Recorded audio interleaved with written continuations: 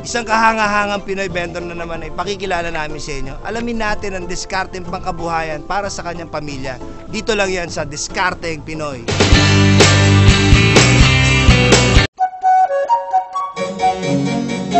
Kasabay sa pagtilaok ng manok, ang maagang paggising ni Mang Val upang makapaghanap buhay. Maaga ako nang gising kasi itong mga una-una yung mga jeepney driver nagkakape rito sa akin. Yan.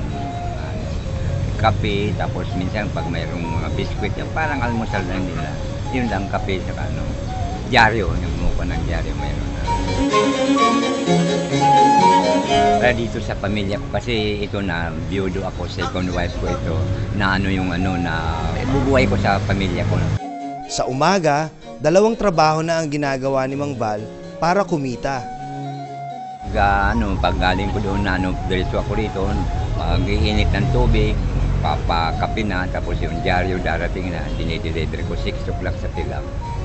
Pagdating ng hapon, hindi pa rin tumitigil si Mang Val ng pagtitinda. Sa hapon, may dyan ng soft drinks, saka itong misis ko nag-ano ng saging, mabinta ang saging sa hapon, merienda.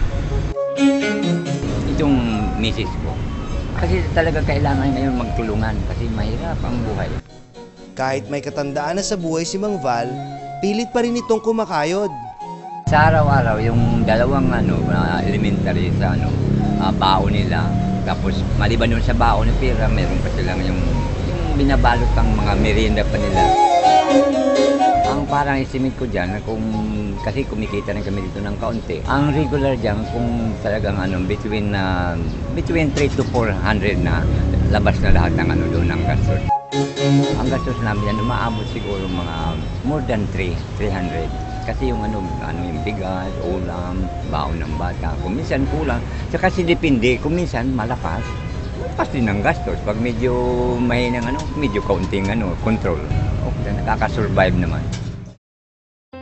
Sa liga nila ang Panginoon sa bawat araw ng kanilang buhay at sa maghapon nilang paghahanap buhay. May araw nga na malakas, may araw na mahina. Kumikita naman ako ng kaunti sa pension ko. 1.7 lang may kulang. Kuryente, ibabayad mo kulang. Kaya lang sabi ko talaga maghanap ng ibang paraan na Una-una sa taas, tapos kung medyo kaya na lang, tama na yung pahiram-hiram dyan sa mga kakilala. Pero kung mabigat-bigat na dyan, makatulong ng malaki-laki, yan sa saka yung mga politiko na medyo kakilala mo, pinalalapitan naman. Si Mang Val Asico, larawan na isang responsable at masipag na asawa at ama ng kanyang pamilya.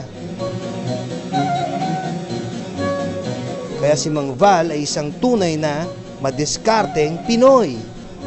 Ako si Val Asico, bida sa negosyo, bida sa pag-asinso, bida Pinoy.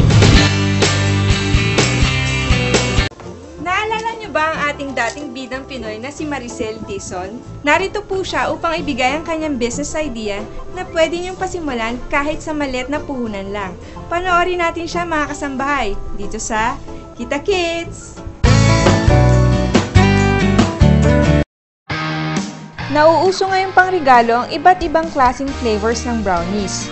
Kaya ngayon, maraming Pinoy ang nagkakaroon ng idea upang gawin itong business at pagkakitaan. Ngayong hapon, isang kumikitang business idea ang aming ibabahagi sa inyo. Ito ang brownie business. At sa tulong ng ating dating bidang Pinoy na si Maricel Dizon, tuturuan niya tayo ng paggawa ng quality-made brownies. Ako si Maricel Dizon, ang may-ari po ng Monzel Confectionery.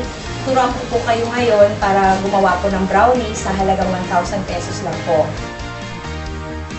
Hindi mahirap hanapin ang mga ingredients para makagawa ng brownies dahil mabibili ang mga ito sa mga pinakamalapit na mga supermarket. Ang product po na kailangan po natin is ang harina, cocoa po, baking powder, baking soda, salt, vanilla, 20 pieces po na egg and glucose, sugar, at ang butter po.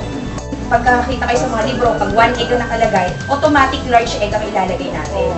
Hindi siya pwedeng gumamit ng small or medium. Kailangan always large. At ito ang mga kailangang mga kagamitan sa paggawa ng brownies. Mixing bowl, spatulas, strainer, weighing scale o timbangan, 8x10 by 1 1/2 inch baking pans, oven.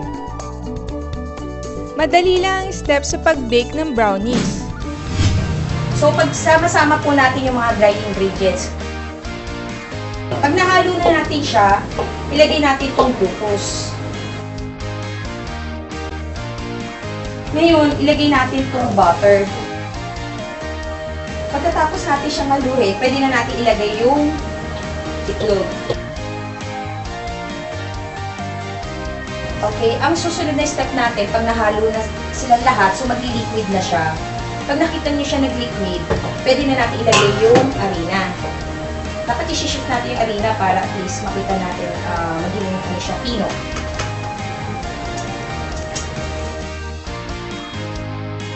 Kapag malapit nang matapos sa paghahalo ng mga ingredients, maaari na nating i-preheat ang oven sa 300 degree Fahrenheit. Natimbang na natin siya, lalagyan na natin yung kasoy. Pwede naman natin kung anong toppings na magugustuhan natin. Pwedeng marshmallow, walnut, or almond. Depende sa gusto ng customer. Pero ako ang napili ko kasoy kasi pasok siya sa budget. Ayan. Pag bibili tayo ng kasoy, kailangan buong kasoy natin para mas malutong siya. Talagang budget-friendly itong brownie business. Dahil sa konting puhunan, sigurado ang balik nito at malaki din ang maaaring kitain mula dito. Ang puhunan po natin, nasa 1,000 lang po. So, doon sa 1,000 na po yun, makakagawa po tayo ng 10 box ng brownies po. Sa 1,000, pwede tayo kumita ng 500 pesos. Pwede rin naman natin ibenta ng 180, so may 800 pesos kayo. Pwede natin ibenta ng per piece po ng 10 piso po. 8 pesos to 10 pesos po siya. Okay, sana mga kaibigan at kasambahay, natulungan po namin kayo sa paggawa po ng brownies. Sa halagang 1,000 pesos lang po, ay nakapag-start na po kayong gumawa ng brownies po. Ako po si Maricel Dizon. At ako naman si Mallory Dizon ng Ng Model Confectionery para sa Kita Kids! Ayan mga kasangbahay, isa na namang business idea ang aming naibahagi sa inyo na pwede ninyong mapagkakitaan.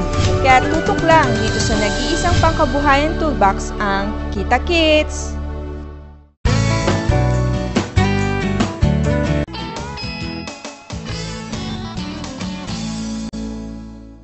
Susunod sa Bidang Pinoy, ihanda na ang inyong mga damdamin dahil mamaya matutunghayan natin ang buhay ng ating maswerteng Pinoy. Pag dumarating yung panahon na nagkakaroon ako ng karamdaman, doon ko po iniisip na parang gusto kong sumuko, pero pinaglalabanan ko yung sarili ko. Iniisip ko rin po na lumaban ako sa buhay dahil una, anak ko bata pa. Kailangan pa niya ako. Kaya yun ang inaano kong palagi na hindi ako dapat na sumuko alang-alang sa aking anak. Kaya tutok lang mga kasangbahay, magbabalik pa ang Bidang Pinoy!